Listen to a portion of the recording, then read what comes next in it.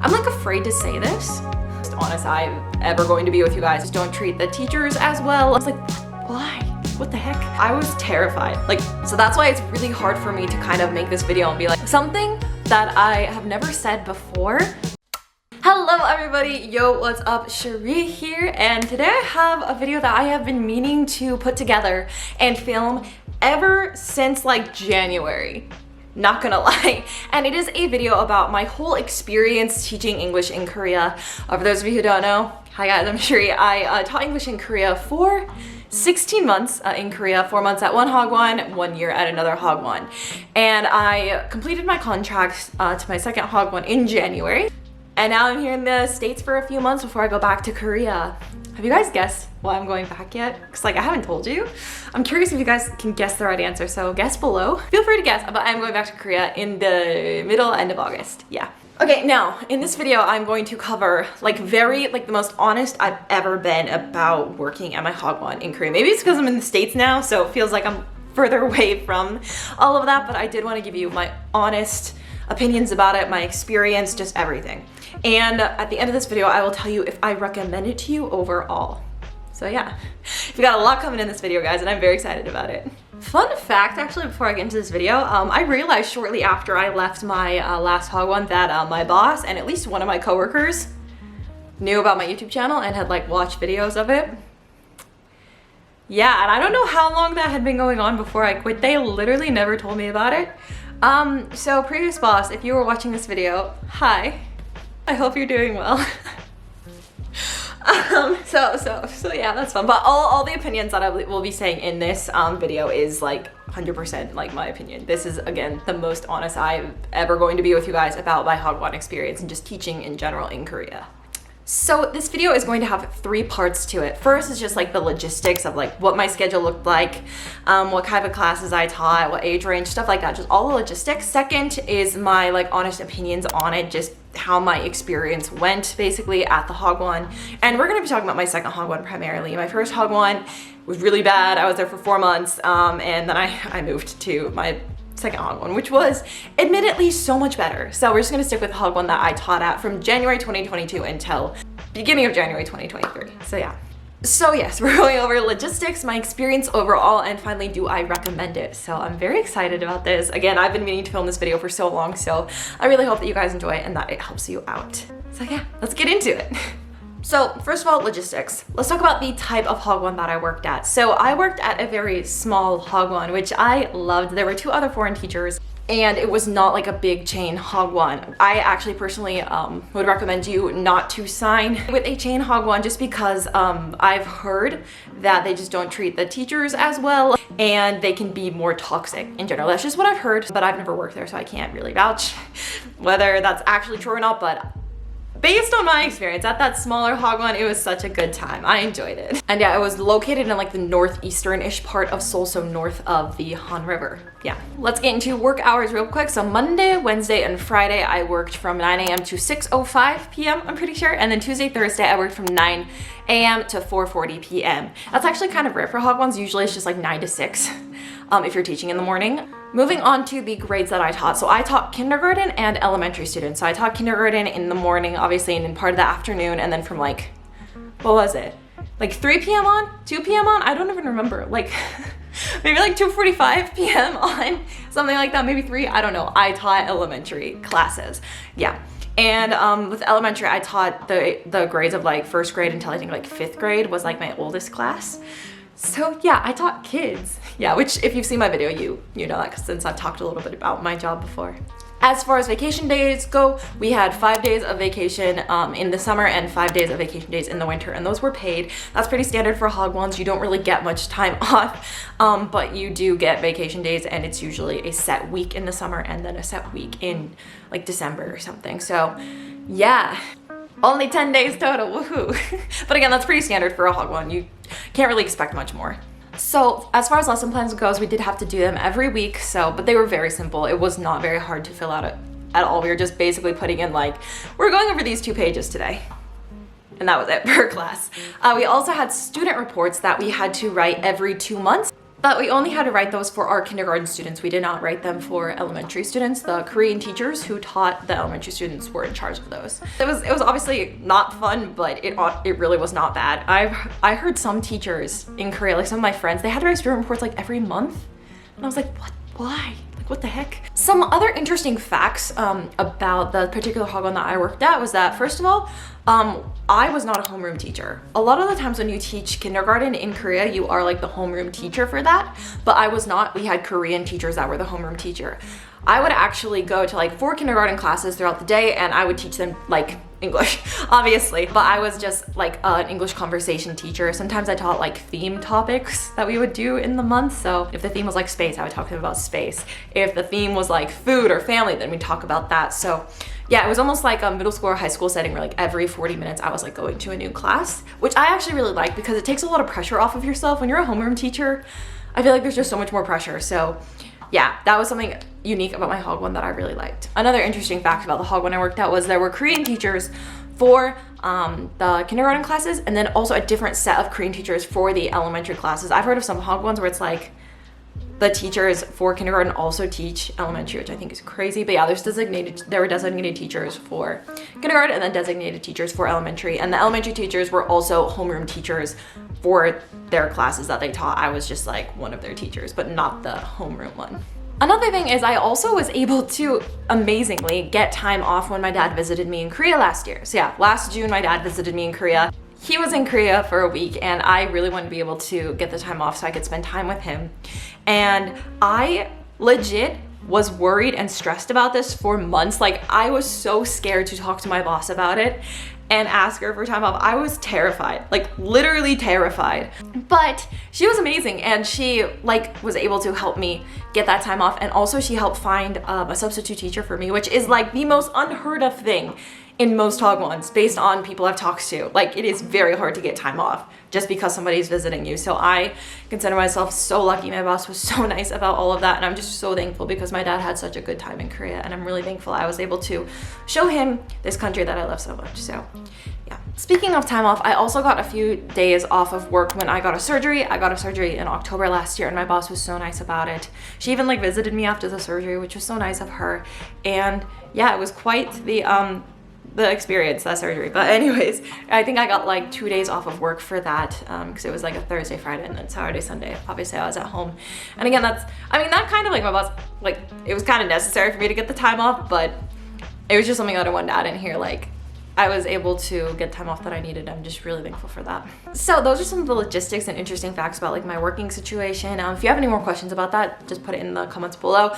Now my teaching experience overall. This is where I become very, very candid about a lot of different things that went down during that time and just my thoughts. So yeah, let's settle in and talk about it. Honestly, when I look back on like my teaching job in Korea at my hagwon, I have a lot of positive feelings about it. Yeah, I do. And that makes me really happy actually, because a lot of people can't say that, but I'm really happy that I do have a lot of positive feelings associated with my hagwon. Like the whole experience was not perfect obviously, but I would say the majority of it was honestly just like such an amazing experience for me. I think what I enjoyed the most were my students that I taught. Oh my gosh, like they have my heart even to this day. Like I care about them so much. I still think and I like wonder how are they doing? Like I wonder what they're up to. I wonder if they remember me, stuff like that. I didn't realize basically that I would love my students as much as I did at my hagwon. Like I did not think that would happen, but it did. Like they're just amazing. I love them. I think my favorites were my elementary students. Like I really love teaching those classes. I actually got a lot of joy out of teaching them and that was like amazing. It was just a very fulfilling part of my day being able to teach elementary. I really love them. Obviously my kindergarten students were super cute too, but I was able to communicate with them less, you know, because their English wasn't as advanced. So I really enjoyed being able to teach elementary students whose English was at like a basic level, so we could converse about things, we could have a lot of fun. They understood my sarcasm, like it was really fun. Something that I have never said before, but I feel comfortable saying it now, was this is my fault. Let me just say disclaimer, this is all my fault. I had this thing and I don't know why I thought it, but I felt like two of my coworkers, like I annoyed them. I don't know, because I was like coming to work like super positive and happy, and I just feel like they didn't like that. Or I don't know, I would do things really last minute. Like I get things done, but I do them last minute. I procrastinate, and I know that's like not the best for a work setting, but I would get stuff done, okay? Obviously I would make mistakes from time to time, but like, I don't know, I feel like I gave the impression that I wasn't serious about my job, because I was like happy, positive. Once they would bring up something like more negative, I'm like, it's okay. I would just like push things off, and then I would late last minute to do things, and I would make mistakes. I thought myself, they never told me anything. I thought myself that I was like, that I annoyed them, basically. So basically I tried just not to disturb them because I didn't want to bother them. But I think that gave them the impression that I was like maybe more stuck up, or just like less willing to talk and open up. So I could understand why they might have thought maybe differently towards me. Like, I really think it was all my fault, you guys. So that, I feel like I created my own drama at work. Because whenever like I did talk to them, they were so nice. And whenever I opened up to them, they were so nice. Like, we had some really good moments, but then I would have like these fears that, oh my gosh, they probably actually hate me. This is like something that I've been struggling with for a while. Like growing up, I had a lot of lack of confidence in myself, especially in Korea. Sometimes I didn't feel like I was an actual good English teacher. Like I would have these doubts. And so I think that was just my own problems, basically. I was creating my own problems. So again, don't come after my coworkers. I wasn't them at all. It was all me. So yeah, because of me, things sometimes I feel like got a bit awkward from time to time, but I think it was all in my head. And because I'd already had this preconceived notion that I wasn't liked as much, or that I annoyed people. So yeah, please say some of you can relate at least, because it feels really weird saying this, but it happened, okay? But yeah, anyways, so that was a thing. And when I was really confident in myself, it was great. But when I had those moments where I wasn't as confident in myself, I'd be like, oh my gosh, everyone hates me. It sounds so stupid now, but yeah, that was one of the things I struggled with at work, but it was my own thing, yeah. It was all in my head, man. Now to answer, like, was the work difficult? Let me talk about this a little bit. So, yes, like it was difficult, like any job would be, I would say. Like, it's a job. It's going to be work, especially when you're working with kids, right? But for the most part, honestly, like it wasn't that bad. I enjoyed it decently. You guys are probably thinking back though, if you've watched me for a while, like in YouTube videos, I would mention how like I got burnt out a lot in the past, or like I was overworked a lot in Korea. But that was not because of my hagwon. It was because I was working 2 jobs. I was doing work at my hagwon and YouTube work. So yeah, I was posting YouTube videos like once a week, and that took up a lot of time. Like my week would sometimes look like I would be at my hagwon job, you know, doing that schedule. Maybe I'd come home at like 6 one day, and then I would edit from like 6:30 until like 11 p.m. So it wasn't really the hagwon job, it was the hagwon job combined with YouTube and me posting as consistently as I did that made it super difficult. That made me burn out.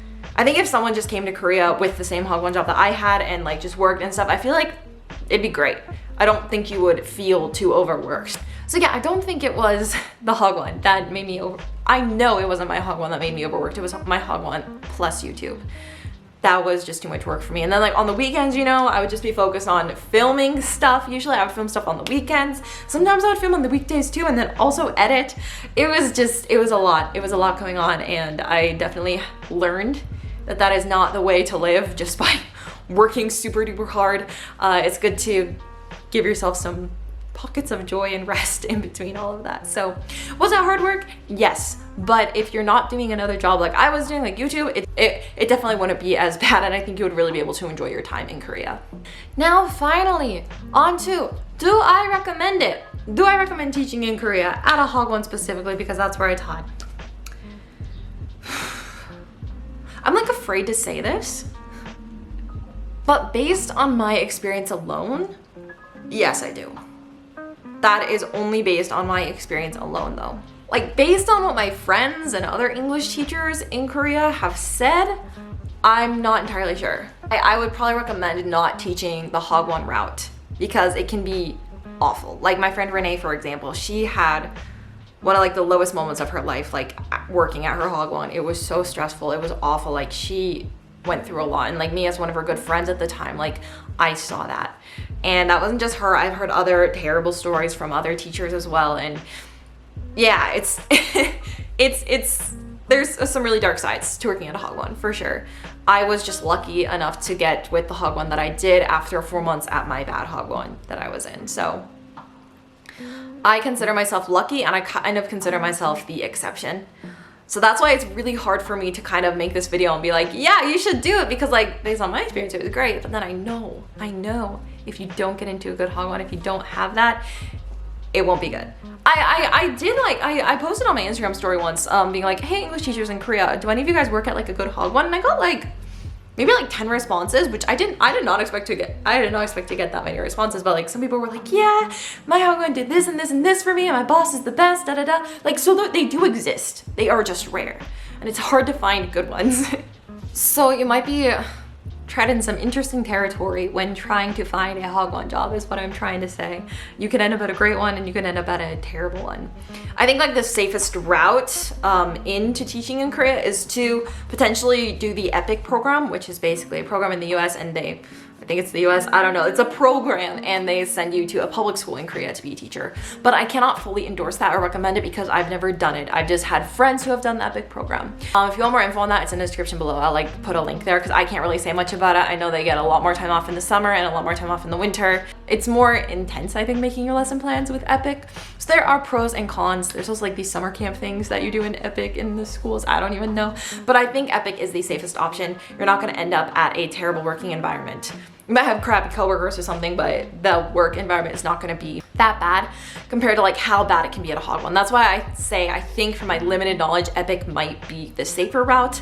But again, I've never done it, so I cannot endorse or recommend it fully. Yes. But honestly, guys, like I look back at my own experience in Korea teaching at a Hagwon and figuring my life out, and just like my experiences with these kids, and I can't help but be so thankful for it. Like, I'm so thankful for the experience that I had. Honestly, like last weekend even, I was like looking back at old like letters that my students had written to me and stuff, especially like when I was leaving, and it's just like, I literally cried, guys, I'm not gonna lie.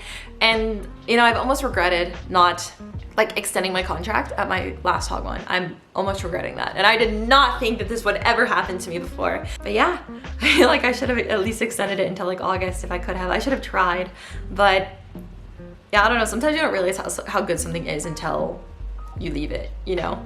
But I don't know, or maybe it's just because I've been having a pretty tough time in the US, but I don't know, I've been missing working there a lot. Actually, all these random memories have been coming back, and it just like makes me sad. And but also so happy that I was able to have such a good experience. Even though I got kind of burnt out last year and stuff like that, working at a Hagwon is something that I will never regret doing. It's so weird though, because like I miss teaching, and I never thought I would miss teaching. I didn't think like teaching was my calling, but now I'm like, you know, I got pretty fulfilled doing that sort of job. Also, I'm an extrovert, and like being around those students, especially those kids, like gave me so much energy. And now I'm just like, what is my life? I also never thought I would like teaching elementary more than like middle school or high school, but honestly, I think elementary is like perfect for me. So now I'm like, what the heck? Like, I'm planning on going to grad school within the next few years, and now I'm like, what should I study? I've been thinking about marketing this whole time, but now I'm like, communications, sociolinguistics, something English related, something language related. I'm like, I don't know. Like, I'm having this weird like crisis right now where I'm like, what do I want in my life? What's gonna make me fulfilled? Like, I don't know. But I was very fulfilled with teaching, especially those elementary students. It was like so good. I also think I'm kind of lucky because I had like a bad experience teaching, and then I also had a really good experience teaching. So I kind of got to see both sides of like working for a bad Hagwon and working for a good one. And honestly, I don't regret working for my awful Hagwon as well, from like September 2021 until December 2021. Oh my gosh, I'm getting like emotional thinking about it, just because like it was so hard in the moment. Like, I would literally wake up like crying in the morning before going to work because I knew I'd get scolded on something or like get yelled at or something like that. But I grew so much during that time. Like, I actually was like, no, I'm worth more than this. And like, I was able to stand up to people and quit my job and somehow amazingly end up at such a good Hagwon. Like, I'm just so proud of past Cherie during that time, because like I didn't have many friends at that time. Like fall 2021, I was struggling with a lot of things at that time, especially in my Hagwon. I felt like I was living to work, not working to live, and it was such a dark time. But somehow I found joy in it. Like I was just looking back on my past videos of me like teaching during that time, and like I watch and I know like I was struggling with stuff during that time, but I love doing YouTube. YouTube really helped me get through that time. And like I found so much joy in the small things. Because life was so hard, I kind of had to do that in order to cope. Yeah, so there was like a tough time. It was one of the hardest times of my life, but like I got through it, and then I ended up at a great Hagwon. And so yeah, I just really like my story in Korea the past year and a half. Like it wasn't easy, it was kind of crazy. So much happened. I do regret the most, I think, getting burnt out last year because I worked too hard on like YouTube and stuff like that. I was doing the best that I could, and I know that, and I have like empathy for past Cherie. I just like, yeah, I wish I wouldn't have gotten so burnt out and just enjoyed my time more in Korea, I think. But I'm excited to go back and change things up a bit. So yeah, you live and you learn, right? What I'm trying to say is that I would never change anything that happened. I'm just so thankful for the experience that I was able to have, and for the friends that I met through this time, and just also just for working at such a good Hagwon where I had like the most amazing coworkers and such a wonderful boss and the most like cute and adorable students that I could have ever had. I'm thankful for all of that. And yeah, I miss it. I do miss it from time to time. Ooh, I didn't think I would get like kind of emotional, but I did. Wow, Cherie. Wow, okay. If you guys are thinking about teaching in Korea, just know that like your experience is 100% going to be different from mine. Everybody's teaching experience is different from mine. So I'm not here telling you like going to teach English in Korea is going to be like amazing, the best thing for you. I'm not telling you that, because Hagwon, so sometimes you can't predict what is going to happen when you get to Korea, right? Or what type of teaching environment you'll be in, what experience you'll have. That's why it took so long to make this video. I didn't want to like promote something where like most of the time it's like not a good environment or like it's a hard time, but I did want to share my story for whoever's interested and show you that good Hagwons do exist. And you can have a good time teaching English at a Hagwon in Korea. It's not common, but it does exist. And I just want to share my story with you guys. For those of you who are thinking of teaching English in Korea, maybe like after you graduate or something, or in the next year or so, or anytime, if you're interested in it, I want to help you guys basically have a good experience like I did. And so these next few months, I'm going to be posting videos specifically about like teaching English in Korea and tools that you can use to hopefully end up at like a good Hagwon or at a good working environment. Like for example, I will go over like red flags or green flags for a Hagwon. Also like what questions you should ask in the interview. It's a really good time to kind of test the Hagwon to see like how they handle the questions, and also necessary information you might need during the interview to help you know if the Hagwon is good or not. Also a video maybe about like reading the contract, because they'll send you like a contract to sign, you know, and there are ways you can find out based on the contract if it's like a good Hagwon or not. Me and Renee kind of compared contracts a bit when we were in Korea, and her contract was so bad, mine was so much better. So I wanted to make a video like about that. Basically like the best ways you can avoid a bad Hagwon in Korea. Also, if you are in Korea and you're looking to like get a Hagwon job or something, I do have a contact, recruiter that helped me get my good Hagwon job. He was like the best, but he only works with people who are already in Korea. So yeah, if you need that contact and you are in Korea, let me know. I also want to make videos like things I wish I knew before teaching in Korea, or maybe like what to bring with you to Korea, what to expect when you're teaching English in Korea, just videos that will help you guys out. Because I feel like I have a really soft spot for English teachers or people who want to teach English in Korea, just because it can be really bad and I was able to make it good. So I want to help you guys. So if there are any other topics regarding teaching English in Korea or any questions that you have about it, please put it in the comments below, and hopefully I'll make a video about it in the future or respond to your comment like when you post it down below. Some videos that I'll be posting in the next few months will be about teaching English in Korea. I also plan to post like studying Korean content as well. So yeah, I'm excited for the content that I will have up and coming. I did take kind of a break from YouTube for the first few months of being back in the US. I was dealing with a lot, and I'm still a little mentally unstable, but I'm doing a lot better, if you can tell. Like, I'm actually really excited to film this video, which is great because I hadn't felt this excitement for a while. So I really hope that you guys enjoyed it. I really hope that it helps you and that I can be of help to you guys. Yeah, I really want my channel to help you guys. So yeah. On that note, if you haven't subscribed already and you would like to, be sure to subscribe down below, and also thumbs up this video if it was helpful. It also just really helps this video if you thumbs it up. And also, if you want some more like life updatey stuff, you can check out my Instagram, which is Cherie_more. I post on my story almost every day, and like I'm trying to post more on that platform as well. So yeah. But yeah, I hope that you guys have a lovely day wherever you are in the world, and I will see you soon with another video. Bye guys!